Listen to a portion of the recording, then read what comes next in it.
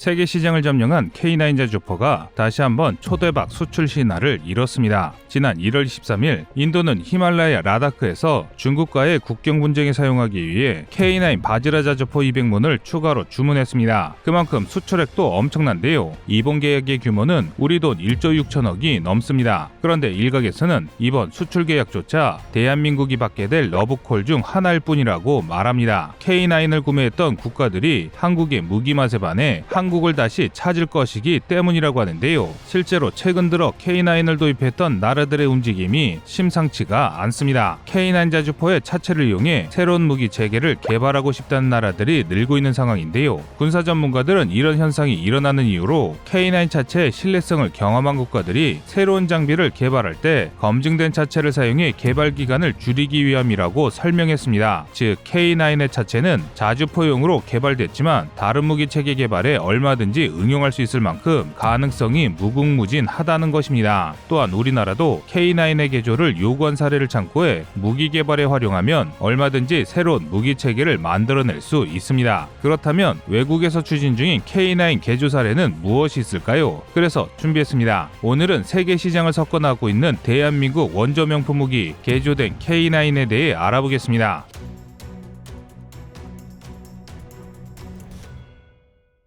폴란드가 K9을 마개조하기 시작했습니다. 폴란드는 최근 우크라이나 전쟁 위기로 인해 재무장의 중요성을 실감하고 있는데요. 특히 폴란드군의 다수를 차지하고 있는 구닥다리 소련제 무기를 버리고 최신형 무기를 확보하기 위해 혈안이 되어 있습니다. 그중 하나가 자주대공포 도입인데요. 폴란드는 최근 유럽에서 전쟁 위기가 높아지자 동유럽의 드넓은 평야지대에서 기갑부대를 보조할 자주대공포가 필요해졌습니다. 그래서 신형 자주대공포 도입을 위한 사업을 추진 중인데요. 사업 후보로 K30BO와 독일의 스카이레인저를 선정했습니다. 그런데 폴란드 방산업체인 HSW사에서 새로운 방안을 제시했습니다. 바로 K9의 차체를 이용한 자주대공포를 개발하자는 것입니다. 사실 HSW사는 이전에 PJ 루아르 자주대공포를 개발했지만 가격 문제로 사업이 취소되면서 도입이 무산된 적이 있었는데요. 그런데 이번에 폴란드에서 다시 자주대공포 수요가 생기자 이미 현지 생산 중인 K9 차체를 이용해 가격을 낮춰 경쟁력 확보를 노린 것입니다. 우리나라 입장에서는 비오와 루아르 어느 쪽이 팔려도 이득이란 뜻입니다. 군사 전문가들은 폴란드 입장에서는 루아르가 선택될 가능성이 높다고 분석합니다. 이미 K9 차체를 현지 생산 가능해 새로운 무기 체계를 도입할 필요가 없는 데다가 실패한 UPG-NG 플랫폼을 K9으로 다시 시행할 수 있기 때문입니다. 이처럼 폴란드도 K9을 활용한 플랫폼에 적극적인 자세를 보이고 있고 다양한 시도를 해보는 등 K9 차체를 적극적으로 활용하고 있습니다. 그렇다고 폴란드가 무기를 못 만드는 나라인 것은 아닙니다. 소련 시절부터 폴란드는 소련에 휘둘리지 않기 위해 자주국방에 힘쓰던 나라입니다. 소련의 T-72 M1 전차를 기반으로 만든 PT-91 전차를 실전에 배치한 것이 대표적인 사례인데요. 심지어 PT-91은 1990년대 말레이시아의 차세대 전차 사업에서 우리나라의 K1 전차를 꺾기도 했습니다. 사실 폴란드는 방산업계에 숨겨진 고수라 할 만한데요. 그렇다면 이렇게 무기를 잘 만드는 폴란드가 왜 한국의 K9 차체에 매달리고 있는 것일까요? 여기에는 잘 알려지지 않은 재미난 이야기가 있습니다. K9과 폴란드의 인연은 2000년대부터 시작됐습니다. 폴란드는 소련 붕괴 이후 1999년 나토에 가입하면서 러시아의 입김에서 벗어나기 위해 노력했는데요. 특히 노후화된 소련제 자주포인 2S1을 대체할 155mm 신형 자주포를 개발하기 위해 레지나 프로젝트를 시작했습니다. 그런데 요구 성능이 아주 독특했습니다. 완성된 자주포를 수입하는 것이 아니라 155mm 대포와 포탑 시스템만 구입하고 차체는 자국산 UPG-NG 차체에 결합하겠다고 발표한 것인데요. 즉 폴란드는 플랫폼 통합이 목적이었습니다. 우리나라도 K200 장갑차로 비오, 천마 등 여러 무기를 만든 것처럼 폴란드도 자국산 UPG-NG 차체로 다양한 파생 무기를 만들려고 한 것입니다. 그래서 폴란드는 영국의 AS-90 자주포를 선정하고 제작사인 BAE 시스템즈와 협력해 2008년 155mm 52구경장 포신을 탑재한 AHS 크라프 자주포의 시제기를 제작했습니다. 그런데 AHS 크라프는 시작부터 삐걱거렸습니다. 있습니다. 차체가 너무 약해 52구경장의 주포를 견디지 못하면서 포탄을 발사하면 충격으로 차체가 요동치거나 심지어 차체에 균열이 생기는 치명적인 결함이 계속해서 터졌는데요. 사실 이는 지극히 당연한 결과였습니다. 애당초 UPGNG 차체는 장갑차를 상정하고 만든 플랫폼이었기 때문입니다. 당연히 대구경 주포의 충격을 버틸 수 없었는데요. 실제로 전 세계적으로 장갑차 차체를 이용한 개발한 자주포는 일본의 99식 자주포, 미국의 M109A7 정도밖에 없습니다. 특히 M109A7은 FCS의 처참한 실패로 태어난 급조 자주포인데요. 미국은 2003년부터 폴란드와 동일하게 하나의 차량으로 전차와 자주포 등 다양한 장비를 탑재하는 프로젝트를 추진했습니다. 하지만 총중량을 20톤 내외로 맞추고 하이브리드 추진 체계와 모듈형 설계를 적용했다가 사업을 시원하게 말아먹었습니다. 하나의 자체로 다양한 무기 체계를 만들겠다는 낙관적인 발상이 오히려 대참사를 불러일으킨 것입니다. 폴란드 역시 마찬가지였는데요. 예상외 실패에 당황한 폴란드 국방부가 차체 제작 회사인 부마로와벤데를 불러 문제 해결을 지시한 뒤 무려 6년이라는 긴 시간과 막대한 자본을 쏟아부었음에도 아무것도 해결하지 못했습니다. 심지어 부마로와벤데사의 엔진 공장이 폐쇄되면서 UPGNG 엔진을 더 이상 생산할 수 없게 됐는데요. 이에 따라 폴란드의 야심찬 자주포 사업은 희대의 막장 프로젝트가 된 것입니다. 그런데 이때 폴란드의 구원투수로 등장한 것이 바로 대한민국이었습니다. 폴란드 국방부는 2014년 삼성테크인과 계약해 K9 차체 120대를 수입하기로 결정했고 이 덕에 K9 차체와 결합한 AHS 크라프는 결함품이라는 오명에서 벗어났을 뿐만 아니라 명품 자주포로 화려하게 부활했습니다. 일례로 정면 반동도 제대로 흡수하지 못했던 AHS 크라프는 K9 차체를 탑재한 뒤로 360도 어느 방향에서 안정적인 사격이 가능해졌습니다. 이렇게 K9 차체의 놀라운 성능을 보여주자 폴란드가 욕심을 내기 시작했습니다. 각종 파생형을 개발하자며 한국에 러브콜을 보내기 시작한 것인데요. 여기에는 다 그럴만한 이유가 있습니다. 현재 폴란드는 러시아와 나토의 국경을 지키는 최선봉 국가입니다. 이 때문에 서유럽의 나토 국가들이 막대한 재정 지원과 군사 원조를 하고 있으나 아무래도 러시아를 막기에는 부족한 감이 있습니다. 그래서 경제력이 강하지 않은 폴란드의 특성상 한정된 자본으로 최대 효율을 뽑으려고 노력할 수밖에 없습니다. 따라서 폴란드는 가급적이면 하나의 검증된 플랫폼을 이용해 무기를 개발하는 것을 선호합니다. 그 이유는 예산 절감과 정비성에 탁월한 점이 많기 때문입니다. 게다가 UPGNG와 달리 K9은 플랫폼만으로도 뛰어난 신뢰성을 보인 것이 가장 중요한데요. 자주포의 강한 반동을 버틸 수 있는 K9의 차체라면 다양한 플랫폼을 개발하기에 안성맞춤이라는 것이죠. 이를 증명하는 좋은 사례가 하나 있는데요. 바로 인도의 경전차 사업입니다. 인도는 카슈미르 동부의 라다크 지역에서 중국군과 충돌 중입니다. 또 인도는 중국의 15식 경전차를 상대할 전차가 없어 경전차를 긴급 도입하기로 결정하였는데요. 인도 내부에서는 러시아제 2S-25 스프루트 경전차와 한국의 K-21 105mm 경전차를 유력한 후보로 언급하고 있습니다. 하지만 양쪽 다 화력과 방어력에서 15식 경전차에 크게 밀린다는 것이 인도 육군의 평가였는데요. 그런데 이때 인도의 국방연구소인 DRDO와 K9 현지 생산 회사인 L&T사에서 참신한 제안을 했습니다. 이미 생산 중인 K9 차체를 활용해 105mm 경전차를 개발하자는 것인데요. DRDO에서 이런 제안을 한 데에는 이유가 있습니다. 우선 K9 차체는 산악지대 기동을 염두에 둔 설계와 1000마력의 강력한 엔진 덕에 히말라야 같은 고산지대에서도 자유로운 기동이 가능합니다. 뿐만 아니라 155mm의 대구경포를 사격하는 K9 차체는 전차포의 반동을 충분히 견뎌낼 수 있습니다. 군사 전문가들은 만약 K9 차체에 K-21 105mm 사용 중인 C-3105 포탑을 사용할 경우 신뢰성 높은 35톤 경전차를 만들 수 있다고 주장합니다. 존 코커릴 C-3105 포탑은 벨기에 철강업체인 CMI 디펜스가 제조한 105mm 저반동포로 최대 사거리 5km의 포발사 미사일을 발사할 수 있습니다. 뿐만 아니라 텐덤 탄두를 사용하면 최대 550mm 장갑을 관통할 수 있는데요. 이 정도면 15식 경전차를 포함한 모든 종류의 경전차를 격파할 수 있습니다. 또한 105mm 저반동포 이외에도 일반 전차포도 충분히 탑재가 가능한데요. 가격이 비싸지는 저반동포 대비 가격이 저렴한 일반 전차포를 장착하면 가격적인 측면에서도 경쟁할 수 있을 것으로 분석됩니다. 가격과 성능이 이렇게 우수하니 인도 국방과학연구소도 K9 차체로 경전차를 만들 생각을 한 것인데요. 하지만 인도군이 군 운용요구 성능 ROC의 중량을 25톤으로 제한하면서 경전차 사업에 채택될 가능성이 크게 낮아졌습니다. 25톤이면 K9 차체 무게조차 감당할 감당할 수 없기 때문인데요. 그런데 변수가 생겼습니다. 지난 1월 23일 발표된 보도에 따르면 K9 자주포 200문이 추가 도입되면서 인도군이 ROC를 변경할 가능성이 높아졌습니다. 인도의 메이드 인 인디아 정책으로 아무리 경전차 사업이 긴급 도입이라 해도 국내 생산이 가능한 K9 차체가 있으니 한번 써먹어보자는 것이죠. 그런데 이렇게 훌륭한 차체를 만든 우리 기술자들은 아직도 K9에 만족하지 못한 모양입니다. 더 강력하고 튼튼한 포를 만들기 위해 새로운 연구를 계속하고 있는데요. 그중 하나가 바로 탄탈륨 기술입니다. 국방지능기술연구소에 따르면 대한민국은 2020년부터 2024년까지 48개월간 138억 원을 들여 포열용 탈탈륨 합금 라이닝 기술을 개발합니다. 포신의 탈탈륨 도구물의 내마모성을 크게 향상시켜 포신의 수명과 내구도를 업그레이드하는 기술인데요. 이는 미국조차 개발하지 못한 기술로 일단 개발에 성공하면 대한민국이 관련 기술을 선도하는 국가가 됩니다. 아직 또 남았습니다.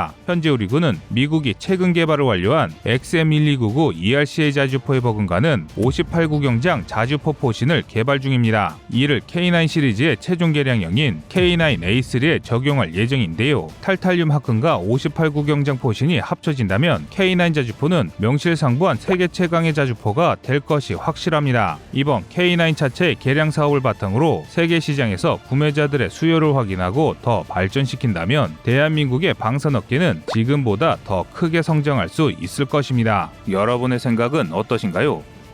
시청자님의 의견을 댓글로 남겨주시기 바랍니다. 여러분의 좋은 의견이 좋은 영상을 만드는데 많은 힘이 됩니다. 이상 꺼리투브였습니다.